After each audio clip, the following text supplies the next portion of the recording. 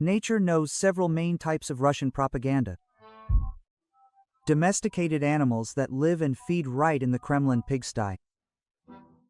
These are the open supporters of Russian Nazism, Orthodox ISIS, and nuclear genocide. All sorts of Solovyovs, Simonians, and Skabayevas breed official hatred with state money. They do not hide their truly misanthropic guts and are full-fledged soldiers of the regime, war criminals. Their mouths are the same weapon as a Shahed or an Iskander. The most terrible are not those who are now screaming that Russians must be killed.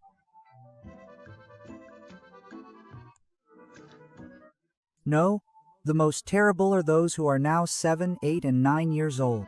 Because in 10 years, they will be complete and utter bastards. But then there is an even more dangerous type of Russian justifiers of war. Those who pretend to be opponents of the Putin regime and advocate for everything good against everything bad. At the very beginning of the invasion, they condemned the Kremlin to the point of hoarseness and gave all of Ukraine. But when the war dragged on and it became obvious that Ukraine would hold out, and Putin's regime was not a given, these FSB canned goods began to pop up like jars of pickles. The most striking representative of this poisonous phenomenon is Yulia Latynina, or as she is called, Major Yulia.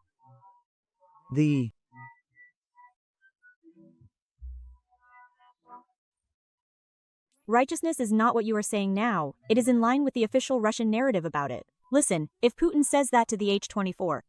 The profound horror is that a significant part of what the Russian official propaganda told us actually turned out to be much closer to reality than what the Golden Age people told us, including myself at the very beginning of the war, who loudly shouted.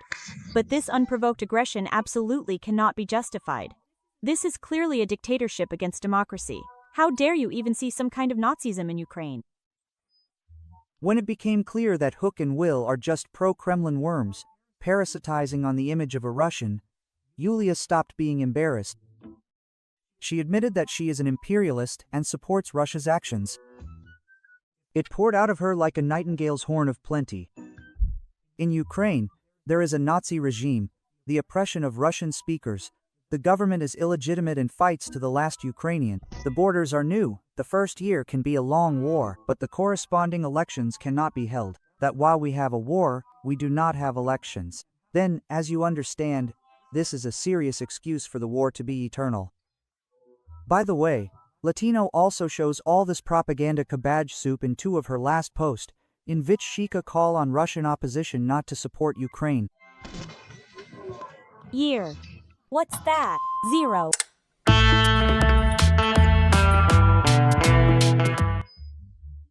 Latin naturu trashadas it is still great, and Ukraine must come to terms sweets his fate.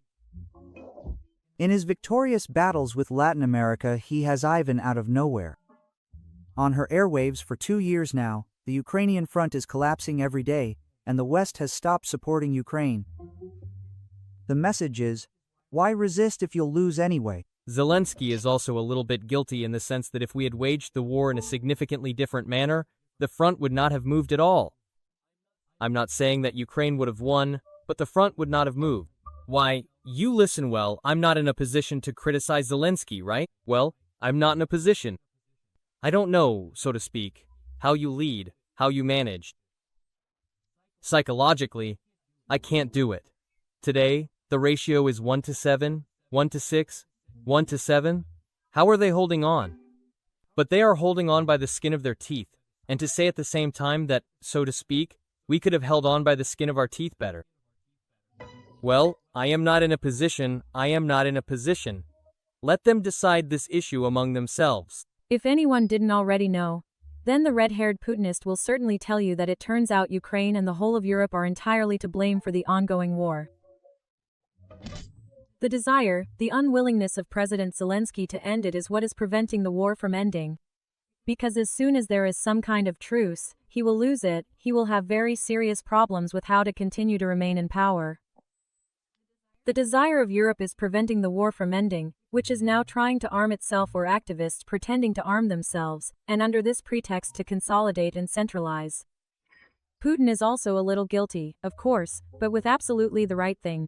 Tactical reasons and practical reasons prevent Putin from ending the war. Look, let's see if you can't remove. From a military point of view, Putin is absolutely right. The apogee of imperial madness of the Red Expert is these significant statements. After Operation Spider's Web, which destroyed a third of Russia's strategic aviation, Latynina compared Ukraine's actions with those of Hamas. What did? You hear? The strike of the missile carriers that have been bombing Ukrainian cities every day for 3 years was compared to Hamas militants who kill Israeli civilians and take hostages.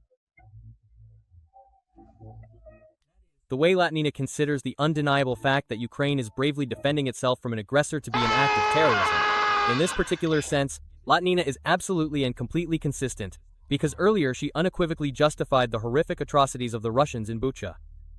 Like, it was not on purpose.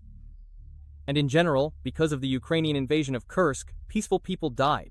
It turns out that there were very serious and intense battles in Bucha. That is, it was simply a place of direct combat clashes, like Mariupol. And Russian troops repeatedly knocked it out and then entered. And this means that, firstly, a large number of civilians were caught in the crossfire. Just like in Kursk when Ukrainian troops entered. Latynina is not at all embarrassed by the fact that in Bucha people were shot with their hands tied behind their backs. That there is video evidence of deliberate murders of civilians. Latynina does not notice this now. Apparently, the cap with the letter Z squeezes the head and complicates thought processes. This is possible. Moreover, it is not uncommon. You haven't completely hit rock bottom yet, and declare that Ukraine is not a state at all, that it's some kind of Galician project from the river to the sea, and that it was created specifically to provoke Russia into war. What the hell are you talking about? Apparently this conclusion didn't seem enough for Latynina to get an invitation to the disco in Golenjik. Therefore, Comrade Major openly gave a Nazi salute and wished for Russia to seize all of Ukraine and get rid of the Ukrainians who do not want to recognize themselves as Russians. I am now here. Believe that this war should reach its logical conclusion. And what if that is indeed the case? And Ukraine in its current form really represents the regime that exists in Ukraine, that ideology. And it truly represents a very extraordinary historical challenge to the existence of historical Russia. A neutral Ukraine.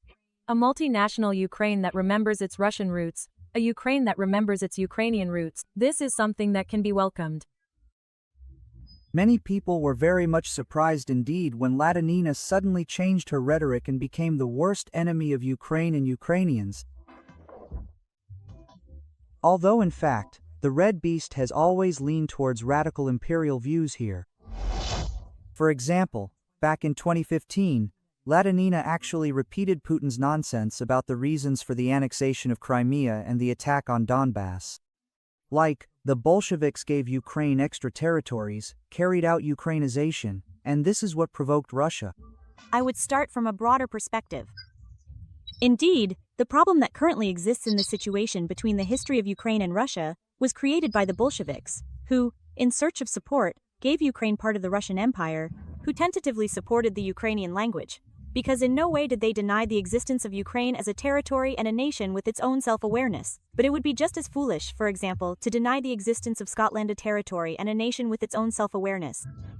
I must say that if not for several more centuries, then by the end of the 20th century, Ukraine would have ended up in about the same situation as Scotland. He is such a liberal and opposition figure who, for a time, became an opinion leader for Ukrainians. In the 22nd year, many in Ukraine unconsciously considered him a voice of reason among Russians. I just wanted to truly believe that not everyone in Mordor had gone completely mad with fascism, and that there were still people there who were not actually orcs. Major Yulia took full advantage of this situation. She gained their trust, and played up the undeniable fact that she fully supported Ukraine. Then she, along with another one Zuki, Not Arostovich offered not incense but cannabis. And now the Anti-War Committee is calling for an independent international investigation and for the recognition of extrajudicial executions and murders of civilians as genocide. The Anti-War Committee writes that the withdrawal of the Russian army from Kyiv revealed a horrific picture to the whole world. Hundreds of civilians whose bodies were simply left abandoned on the streets of Ukrainian cities, people with their right hands shot at point-blank range, murdered women, children, entire families. The task of Agent Lucy and Agent Yulia was banal to the point of being intrusive. To create a positive image of the Russian world for the audience. To show that it's not so frightening if Russia seizes Ukraine, because there is great culture and good people there. But after a year of war, it became obvious that the operation under this cover-up has completely failed. Ukrainians don't care about the Russian world, Russian culture, or even the so-called good Russians. It's time to take off the masks and put on the SS uniform without hesitation. Guys, look, when we told you that we were starting a special operation, we weren't starting a special operation against you. We were starting it against this fascist junta of yours that treats you like cattle, violating the Ukrainian constitution, its own laws. You should be legally represented, protected by your country, but it refused to protect you. I will protect you. Come to me, I will protect you. You will receive Russian passports within 24 hours, and the Russian state will take you under its protection. All Ukrainians, everyone who came and submitted an application, 1,000,000 out of 10, would have definitely come. The Latynina quickly and casually died at the same time as Arostovich. Coincidence? I don't think so. Most likely, a general order came from the Kremlin for all worms to change shoes. Latynina justified her transformation by saying she was offended by Ukrainians for not liking all Russians indiscriminately, without distinction. Conscientious Ukrainians shifted blame for aggression onto all Russians, and in a way inexplicable to Yulia, are angry about murder of loved ones, destruction of cities and occupation of their land.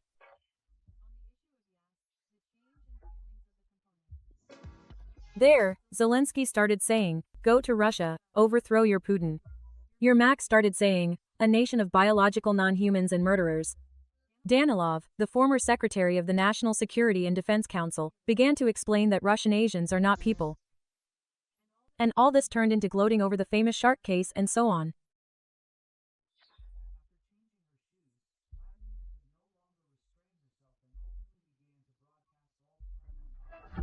Goebbels nervously lit a cigarette on the sidelines.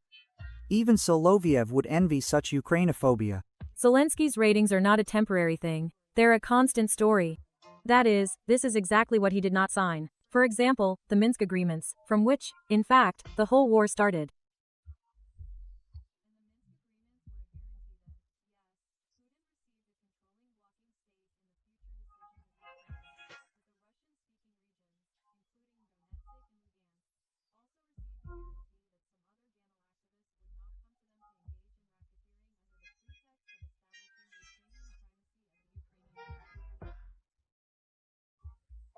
And so on. What you just said is one of the most insanely idiotic things I have ever heard.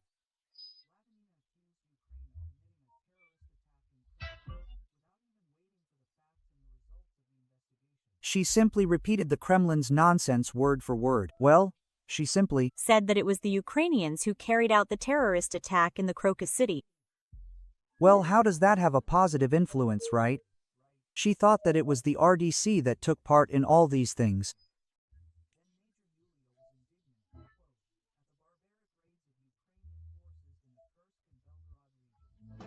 Although, let us recall, according to her logic, it was the Bolsheviks who were to blame, because they transferred Ukrainian lands, the Belgorod and Kursk regions, to Russia. Yulia, have you become an imperialist? And I have never stopped being one.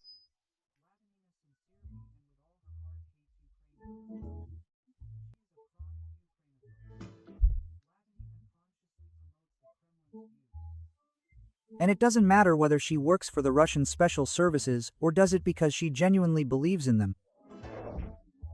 Latynina adheres to an openly Nazi ideology. She considers Ukrainians to be narrow-minded provincials and Ukrainian culture to be third-rate compared to Russian.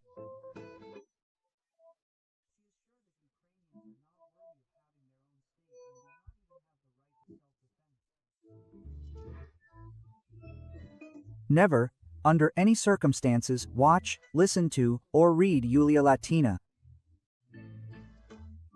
It is very harmful to your health.